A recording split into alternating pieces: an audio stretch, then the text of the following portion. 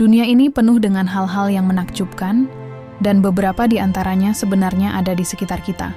Namun seringkali luput dari perhatian. Bayangkan sebuah pulau. Luasnya hanya sekitar 7% dari total luas daratan negaranya. Tapi pulau ini menjadi rumah bagi lebih dari 150 juta orang. Itu lebih dari separuh populasi seluruh negeri. Kalau saja pulau ini menjadi sebuah negara merdeka, populasinya akan dengan mudah mengalahkan Rusia, negara terluas di dunia.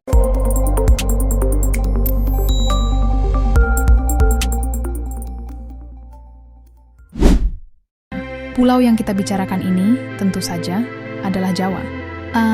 Mari kita lihat bersama kenapa pulau yang kita tinggali atau sering kita dengar, namanya ini bisa begitu istimewa dan ekstrim pada saat yang bersamaan. Kepadatan luar biasa di Pulau Jawa bukanlah sebuah kebetulan, melainkan hasil dari resep sempurna yang telah diracik oleh alam dan sejarah selama ribuan tahun. Bahan utamanya adalah sesuatu yang ada tepat di bawah kaki kita, tanahnya. Tanah di Jawa terkenal luar biasa subur, sebuah anugerah yang datang dari perut bumi. Pulau ini merupakan bagian penting dari cincin api Pasifik, jalur vulkanik paling aktif di planet ini.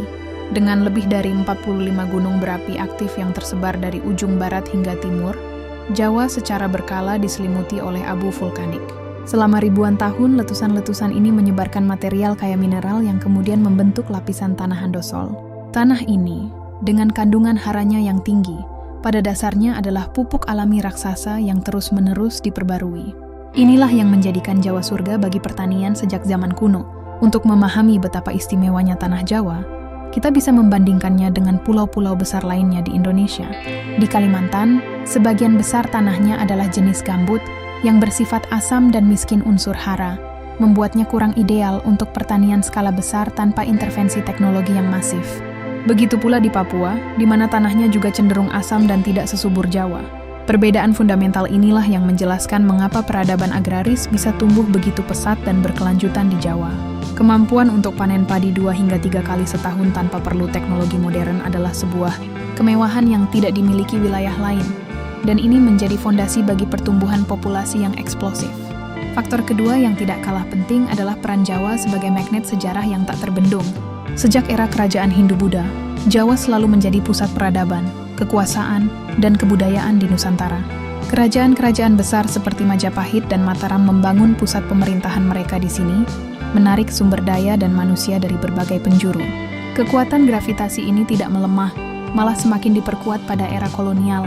Pemerintah Hindia Belanda menetapkan Batavia, yang sekarang kita kenal sebagai Jakarta, sebagai pusat administrasi, perdagangan, dan militer mereka. Kebijakan seperti kultur stelsel atau tanam paksa pada abad ke-19 secara brutal mengikat para petani ke tanah Jawa, memaksa mereka menanam komoditas ekspor untuk keuntungan kolonial. Infrastruktur seperti jalan raya, pelabuhan, dan jalur kereta api dibangun secara masif, namun terpusat di Jawa untuk melancarkan eksploitasi ekonomi. Warisan sentralisasi ini terus berlanjut bahkan setelah Indonesia merdeka. Jakarta ditetapkan sebagai ibu kota negara, dan secara de facto menjadi satu-satunya pusat ekonomi, politik, dan pendidikan di Indonesia selama beberapa dekade. Kota ini bertindak seperti sebuah lubang hitam gravitasi, yang tanpa henti menyedot sumber daya manusia terbaik dari seluruh Nusantara.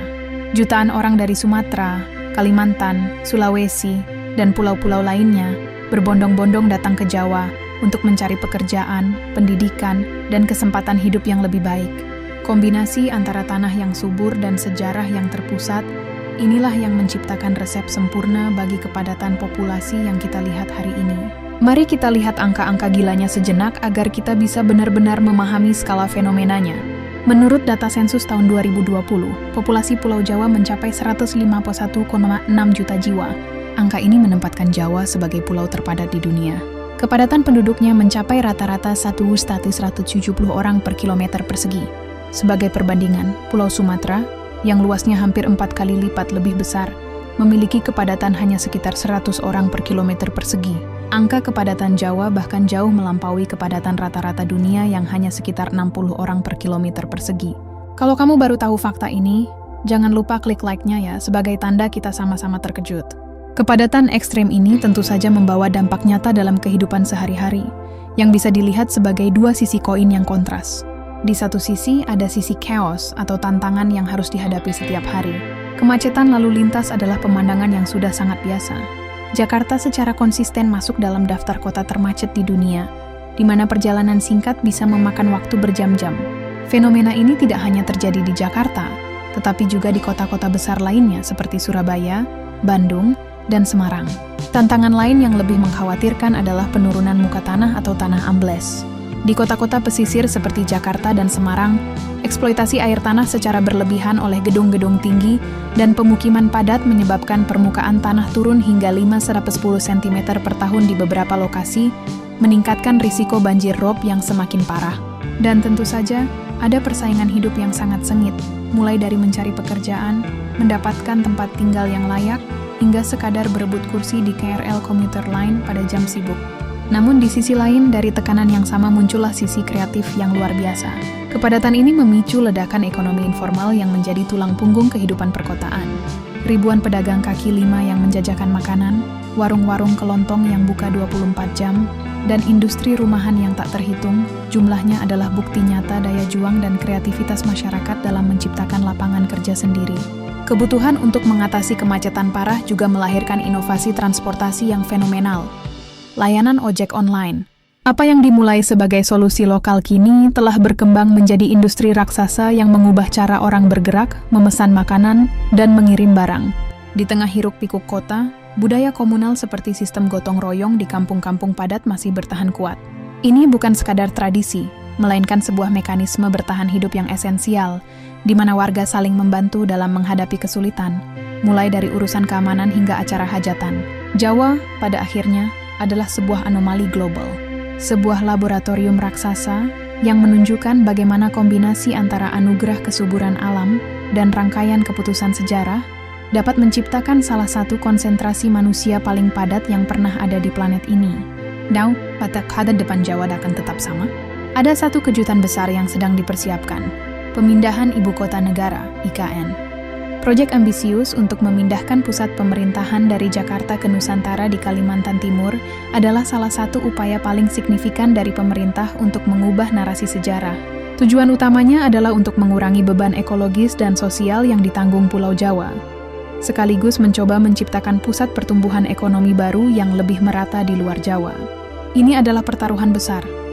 Apakah pemindahan ibu kota ini benar-benar akan berhasil mengubah nasib Pulau Jawa di masa depan dan mengurangi daya tariknya yang luar biasa? Hanya waktu yang akan menjawab. Jawa adalah contoh ekstrim dari apa yang terjadi ketika manusia, alam, dan sejarah bertemu di satu titik geografis yang sempit.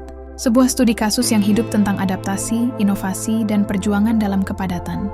Dari sawah-sawah subur yang menghijau hingga hutan beton di kota-kota metropolitannya, Jawa adalah cerminan kompleksitas Indonesia itu sendiri. Fakta mana yang paling bikin kamu terkejut? Tentang bagaimana tanah vulkaniknya menjadi pabrik pupuk alami, atau perbandingan populasinya yang mengalahkan seluruh negara Rusia? Coba tulis pendapatmu di kolom komentar, siapa tahu bisa kita bahas lebih dalam di video berikutnya.